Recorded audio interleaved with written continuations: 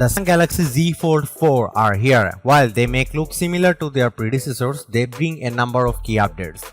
Last year was all about making the foldable an everyday smartphone and not a device you had to baby and protect. Samsung made two leaps in technical innovation by waterproofing its foldables to the IPX8 standard and making the Galaxy Z Fold 4 compatible with the S Pen.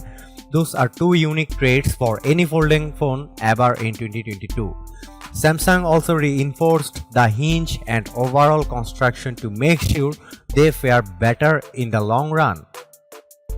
This year, it's all about bringing Samsung foldables cameras up to speed.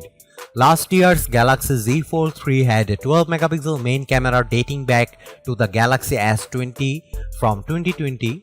So this year, Samsung did the right thing and gave Galaxy Fold 4 of cameras some major updates. So the Galaxy Z Fold 4 has now 50 megapixel main camera and the 10 megapixel 3x zoom sensor from the Galaxy S22 series. The ultra-wide sadly is still fixed focused, but it's still a far more competent setup than last year. Overall, the Z Fold 4 feels rather similar to last year's Z Fold 3. Sits well in the hand and is easy to use when folded, and opening tons of potential for superb multitasking when unfolded. At first glance, the Galaxy Z Fold 4 looks nearly identical to the Galaxy Z Fold 3, but there are in fact some neat quality of life design changes added to the new model. The Galaxy Z Fold 4 is not only lighter at 263 grams, which is about 10 grams less than its predecessor, but also slimmer, thanks in part to a redesigned hinge and the fact that its display will be shorter and a bit wider, making it a tad better for consuming content. This of course will slightly change its display aspect ratio. While the Z Fold 3 had a 22.5:18 display, the Z Fold 4 is noticeably squarer in comparison with an inner display ratio of 23.1:19. So we kind of expected Samsung to throw in an under-display fingerprint scanner on the Z Fold 4, and even heard rumors about a double-sided one that would also allow the user to use the biometric feature from the cover screen as well. Samsung's newest foldable still relies on the good old capacitive fingerprint scanner embedded right within the power button. Don't get us wrong, although it's not cutting edge or pushing the innovation boundaries further, this fingerprint sensor still works excellent, authenticates and unlocks the phone in a jiffy and usually in one swift motion.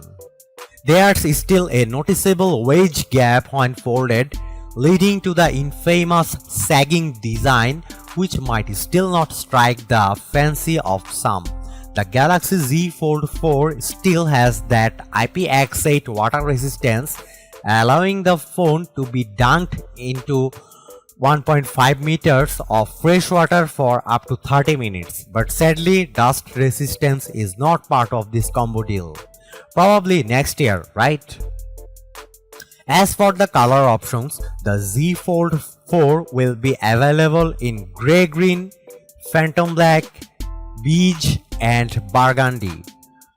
The new colors look really nice in person. The green one is particular stands out as really classy, and Samsung mentioned that cases in the some colors will be available for purchase as well.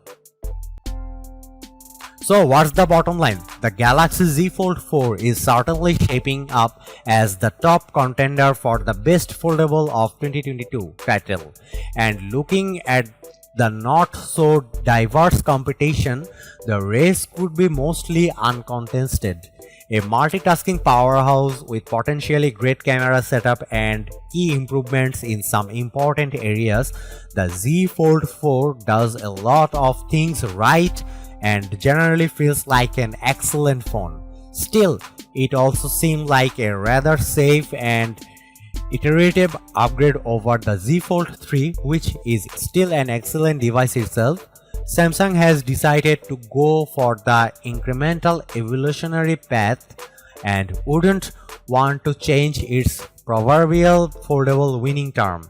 The reason for this is mostly the lackluster competition, which doesn't really push Samsung to take bolder risks and innovate more with its foldables, which is the most probable reason why they mostly feel like slightly improved variations of 2021's foldable crop. Could this somewhat lenient attitude lead to problems for Samsung's foldable line in the near future? It's possible. We have seen Samsung struggle in the past when it has been comfortably resting on its laurels.